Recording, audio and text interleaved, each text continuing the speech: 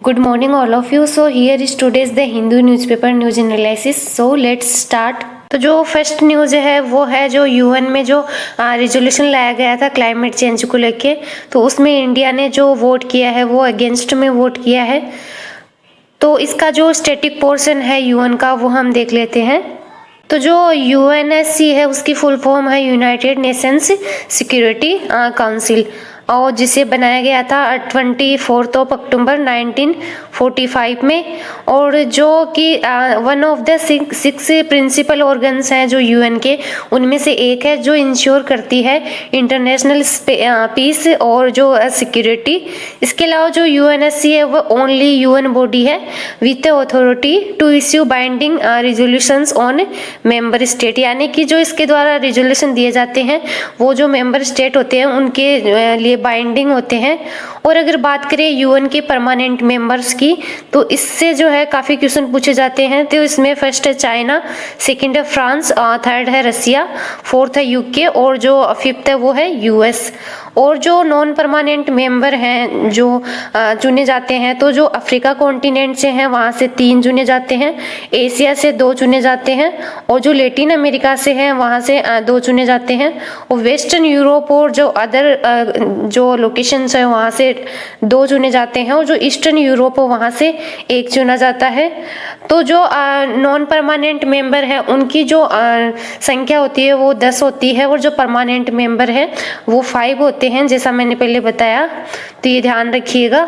और जो अभी जो इंडिया है वो नॉन परमानेंट मेंबर के रूप में सिलेक्टेड है, तो ये फैक्ट भी आप ध्यान रखिएगा। आगे जो इसमें इंपॉर्टेंट बॉडी दे रखी है वो है यूएनएफसीसीसी, यानी the United Nations framework convention on climate change, जो कि इफेक्ट में आया था 21 मार्च 1994 में, तो ये ध्यान रखिएगा। और ये बात करता है जो ह्यूमंस का जो इंटरफेयर है क्लाइमेट सिस्टम को लेके, उसके बारे में बात करता है। और जो इसका सेक्रेटरीट है वो है बोन, जर्मनी में, ये ध्यान रखिएगा। और इसके अलावा एक जो प्रोटोकॉल है इम्पोर्टेंट, वो भी इससे रिलेटेड है, वो है क्योटो प्रोटोकॉल, जो कि बात करता है ग्रीन हाउस गैस इमिशन के बारे में। और जो अल्टीमेट ऑब्जेक्टिव है वो है कि जो ग्रीन हाउस गैस है उसके इमिशन को स्टेबलाइज करना है, और जो ह्यूमन का जो इंटरफेयर है क्लाइमेट सिस्टम को लेके उसको कम से कम रखना है। जो आगे की न्यूज़ है वो हैती के बारे में है।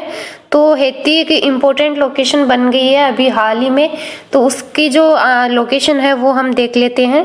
तो ये हैती दे रखा है जिसकी जो कैपिटल है वो है पोर्टो प्रिंस, ये ध्यान रखिएगा। हैती की जो जियोग्राफिकल लोकेशन है, जैसा मैंने पहले बताया, इसकी जो कैपिटल है वो है पोर्टो प्रिंस, और जो कैरेबियन सी है वो भी यहीं पे लोकेटेड है, तो ये ध्यान रखिएगा। तो आगे जो इम्पोर्टेंट एडिटोरियल्स दिए हुए हैं, तो जो ये फर्स्ट एडिटोरियल है, ये जो स्टार्टिंग में इसमें कुछ पॉलिटिक्स से रिलेटेड बातें दी हुई है, लेकिन बाद में कुछ फंडामेंटल राइट्स हैं जो काफ़ी इम्पोर्टेंट है, उनके बारे में मेंशन किया गया है, तो उनके बारे में हम देख लेते हैं।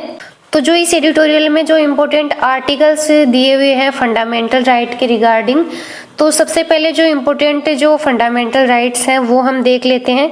तो जो फर्स्ट है वो है राइट टू इक्वलिटी, जो है 14 to 18 तक।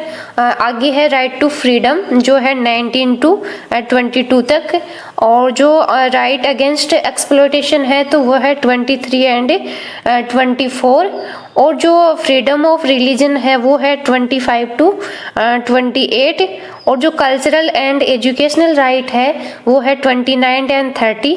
और जो कॉन्स्टिट्यूशनल रेमेडीज दी हुई हैं वो है आर्टिकल 32। इसके अलावा जो राइट टू प्रॉपर्टी था उसको 44th जो अमेंडमेंट किया गया था 1978 में, तो उसको फंडामेंटल राइट से हटा दिया गया था।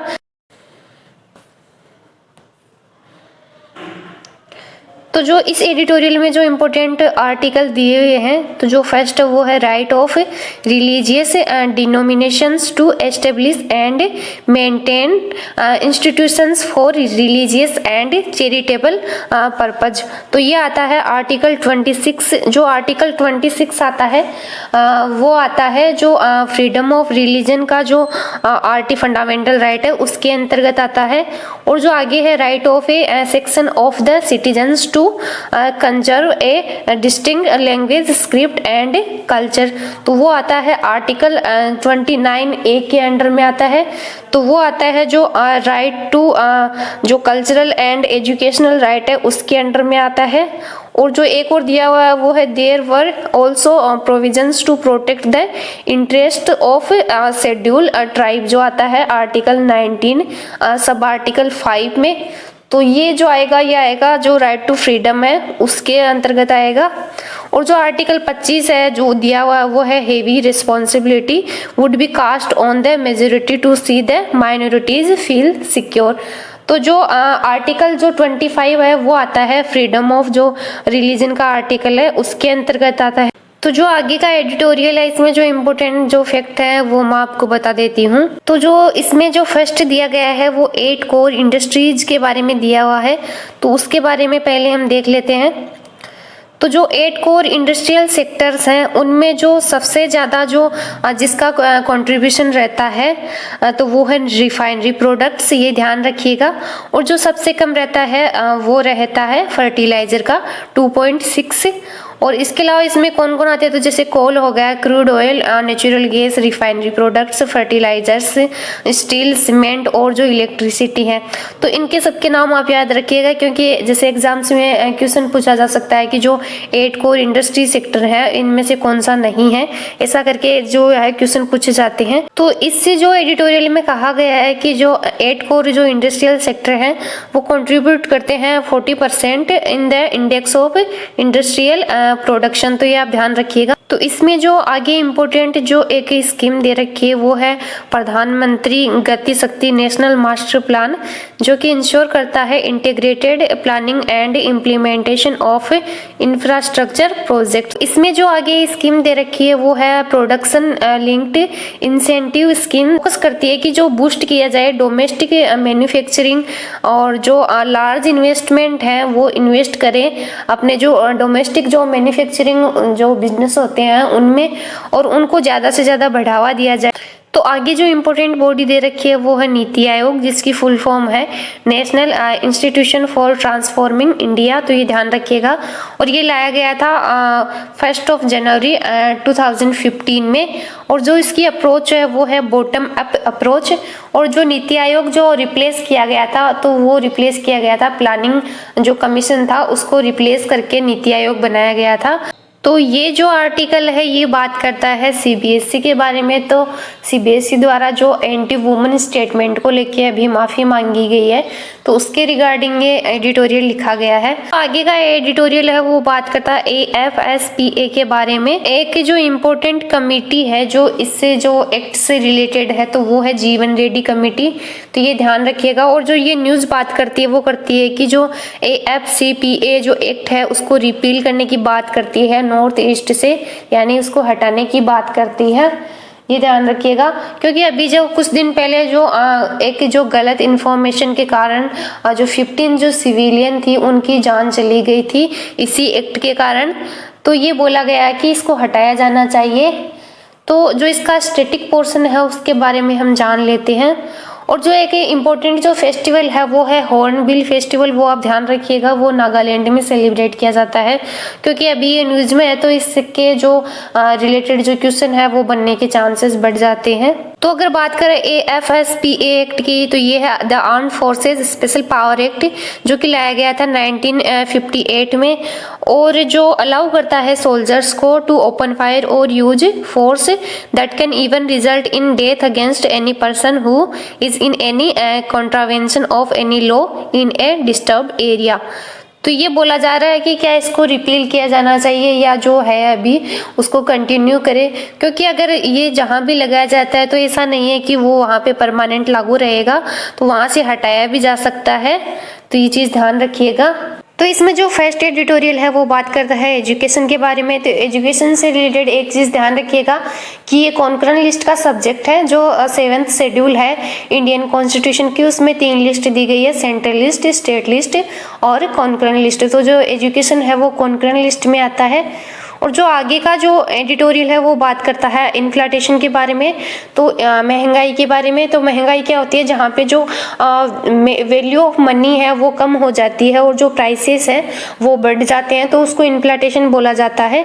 और ये 3 तरह का होता है, जहाँ पे जो फर्स्ट होता है वो होता है डिमांड पुल इन्फ्लेशन, सेकंड होता है कॉस्ट पुश इन्फ्लेशन और थर्ड होता है बिल्ट इन इन्फ्लेशन। तो जहाँ पे जो डिमांड पुल इन्फ्लेशन होता है, तो वहाँ पे जो किसी भी चीज़ की जब मांग बढ़ जाती है जो मार्केट में, तो उसे डिमांड पुल इन्फ्लेशन बोला जाता है। और जो सेकंड है कॉस्ट पुश इन्फ्लेशन, तो उसमें जो किसी भी जो गुड्स और सर्विस है उसकी जो कॉस्ट में जो इंक्रीज हो जाता है, तो उसको कॉस्ट पुश इन्फ्लेशन बोल देते हैं। और जो थर्ड है बिल्ट इन इन्फ्लेशन, तो बिल्ट इन इन्फ्लेशन में जहाँ पे जो सैलरी मिलती है एम्प्लॉइज को, तो उसके कारण काफ़ी जो एम्प्लॉइज हैं वो मार्केट में जाते हैं और जो खरीदारी करते हैं, उसके कारण जो इन्फ्लेशन होती है, तो उसको बिल्ट इन इन्फ्लेशन बोला जाता है। जो आगे एक जो दे रखा है वो है कंज्यूमर प्राइस इंडेक्स के बारे में, जो कि मेजर करती है the average change in prices over time that consumers pay for a basket of good and services. और जो कि मोस्टली यूज की जाती है जो इन्फ्लेशन है उसको मेजर करने के लिए, ये ध्यान रखिएगा। और तो इसमें एक तो जो WPI है जिससे होलसेल प्राइस इंडेक्स बोला जाता है, और जो सेकंड है CPI कंज्यूमर प्राइस इंडेक्स। तो ये दोनों ध्यान रखिएगा कि जो होलसेल प्राइस इंडेक्स है वो थोक लेवल पे होती हो, और जो कंज्यूमर प्राइस इंडेक्स है वो इंडिविजुअल लेवल पे होती है, कस्टमर जहाँ से खरीदता है तो उसके रिगार्डिंग होती है। और जो WPI है वो आती है मिनिस्ट्री ऑफ कॉमर्स के अंडर में। इसमें एक चीज़ ध्यान रखिएगा, जो डियरनेस जो अलाउंसेंस दिए जाते हैं वो भी जो कंज्यूमर प्राइस इंडेक्स है उसी के आधार पर दिए जाते हैं, तो ये ध्यान रखिएगा। और जो CPI है जो उसका जो बेस ईयर है वो है 2012 है, ये ध्यान रखिएगा। तो इसमें जो 2 न्यूज़ और दे रखी हैं, तो जो फर्स्ट है वो 4 धाम के बारे में है। तो 4 धाम में कौन कौन से, तो फर्स्ट है यमुनोत्री, सेकंड है गंगोत्री, थर्ड है केदारनाथ और फोर्थ है बद्रीनाथ।